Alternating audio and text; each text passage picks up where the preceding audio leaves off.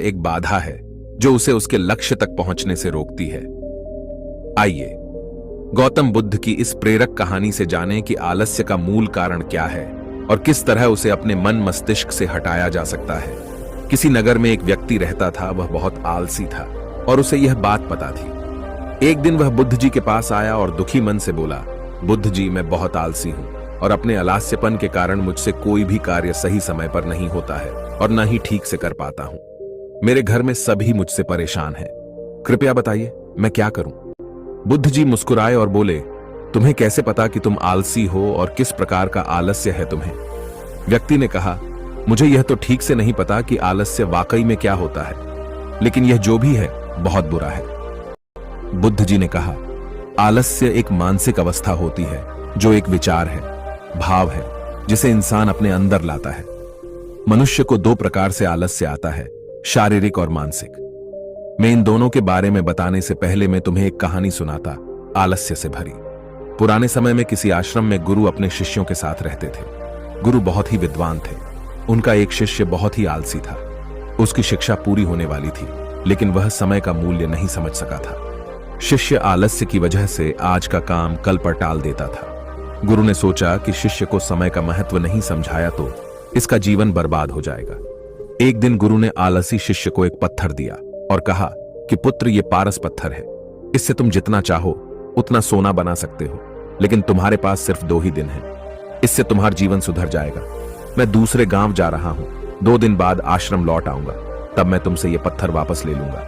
पारस पत्थर देकर गुरुजी आश्रम से चले गए। आलसी शिष्य पत्थर पाकर बहुत खुश हो गया।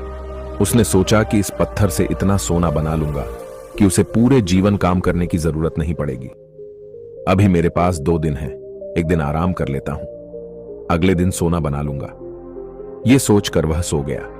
पूरा दिन और पूरी रात आराम करने के बाद जब वह उठा तो उसने सोचा कि आज बहुत सारा लोहा लेकर आना है और उसे सोना बनाना है, लेकिन इससे पहले खाना खा लेता हूं, फिर काम करूंगा। उसने पेट भर खाना खाया तो उसे नींद आने लगी। अब वह सोचने लगा कि कुछ देर सो लेता हूं, सोना बनाने का काम तो छोटा है, शाम को कर लूंगा। उसे नींद आ गई। शाम हुई और उसकी नींद खुली। सूर्यास्त हो चुका था। जैसे ही शिष्य उठा तो उसने देखा कि उसके गुरु लौट आए हैं। गुरु ने शिष्य से कहा कि अब रात हो चुकी है, 2 दिन पूरे हो गए, इसीलिए अब वह पत्थर मुझे लौटा दो। पत्थर देते समय शिष्य को अपनी गलती का एहसास हो गया। उसे समझ आ गया कि समय मूल्यवान है, इसे आलस्य से बर्बाद नहीं करना चाहिए। इस एक बुरी आदत की वजह से कई बार बड़े बड़े अवसर भी हाथ से निकल जाते हैं, इसीलिए आलस्य को तुरंत त्याग देना चाहिए। कहानी को खत्म करते हुए बुद्ध जी ने अब शारीरिक और मानसिक आलस्य के बारे में बताना शुरू किया। शारीरिक आलस्य का कारण भोजन है। जब हम ऐसा भोजन करते हैं जिसमें खुद कोई जीवन नहीं है तो शरीर के लिए बोझ बन जाता है और फिर यह आलस्य पैदा करता है, क्योंकि हमारा शरीर भोजन से मिलने वाली ऊर्जा पर चलता है। जैसा भोजन हम इसे देते हैं वैसी ऊर्जा यह हमें देता है। इसलिए आलस्य से बचना चाहते हो तो आराम और आसानी से पचने वाला भोजन करो जो प्राकृतिक रूप से हमें मिलता है। शारीरिक स्तर पर ही दूसरा कारण है सही से ना बैठना, सही से ना सोना और सही से ना चलना। बुद्ध जी ने आश्रम के भिक्षुओं की तरफ इशारा किया और कहा, देखो, इन भिक्षुओं को ध्यान से देखो। इनके चलने, बैठने और लेटने में संतुलन है। जब ये चलते हैं तो इनके पैरों के बीच तालमेल होता है। बैठते हैं तो गर्दन ऊपर और रीढ़ की हड्डी बिल्कुल सीधी होती है। जब लेटते हैं तो शरीर बिल्कुल स्थिर और तनाव रहित होता है, जिससे वे आरामदायक और गहरी नींद लेते हैं। व्यक्ति बोला, क्या पर्याप्त नींद आवश्यक है? बुद्ध बोले, हाँ, न कम न अधिक। यदि रात को पर्याप्त नींद नहीं लेते हो तो कल का दिन आलस्य और थकान से भरा होगा। व्यक्ति ने कहा, आपने सच कहा, यह मैंने भी महसूस किया है। बुद्ध बोले, शारीरिक स्तर पर तीसरा कारण है सुबह जल्दी ना उठना। जल्दी तभी उठ पाओगे जब रात को सही समय पर सोओगे। इन आश्रम के भिक्षुओं को देखो, इनके रात का सोने का समय निश्चित है, तभी यह सुबह सब जल्दी उठते हैं। हर एक भिक्षु का अनुशासन होता है और वही इनके जीवन में संतुलन लाता है। इंसान अनुशासन को एक बंधन समझता है, लेकिन यह सच नहीं है। अनुशासन हमें बांधता नहीं बल्कि आजाद करता है। बुद्ध जी ने व्यक्ति से कहा, यदि आलस्य से बचना चाहते हो तो एक निश्चित दिनचर्या बना लो। व्यक्ति बोला, लेकिन शुरुआत कहां से करें? चलने से, बैठने से, लेटने से या सुबह जल्दी उठने से? बुद्ध जी बोले, इसी समय से। जो भी कर रहे हो उसे ध्यान से करो, मन के स्तर से आलस्य को समझो। अब आता है दूसरा, मानसिक स्तर का पहला कारण। जब हम किसी कार्य को करने के लिए खुद को काबिल नहीं समझते हैं तो हमें आलस्य आता है, क्योंकि हम वह कार्य पहले भी नहीं कर पाए थे।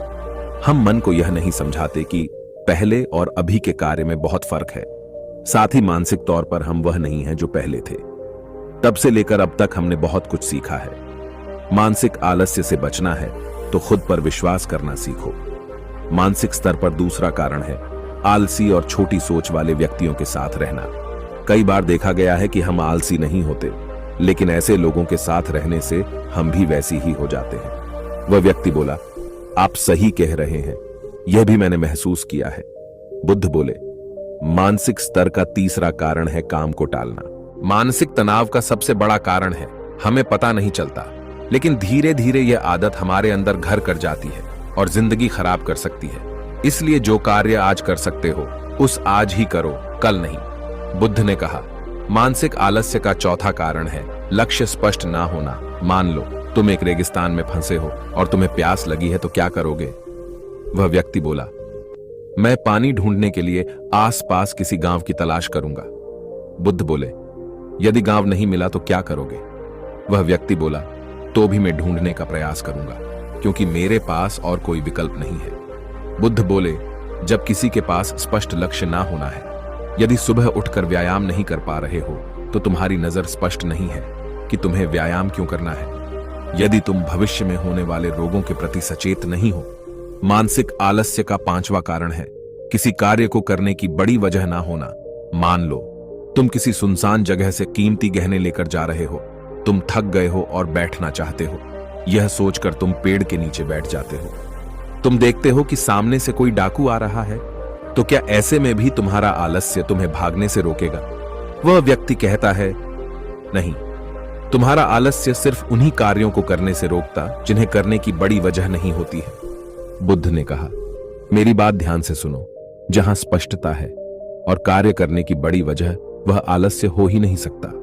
वह व्यक्ति गौतम बुद्ध से बोला, मुझे आलस्य का सारा खेल समझ आ गया। वह व्यक्ति बुद्ध के पैर छूते हुए बोला, धन्यवाद बुद्ध जी, आपकी वजह से मैं अपनी सारी परेशानियों का हल जान चुका हूं। दोस्तों, आशा करता हूं कि यह वीडियो आपको जरूर अच्छी लगी होगी। इसीलिए सबसे पहले कमेंट बॉक्स में ओम बुद्धाय लिख दें, वीडियो को लाइक कर दें और चैनल को सब्सक्राइब करना ना भूलें।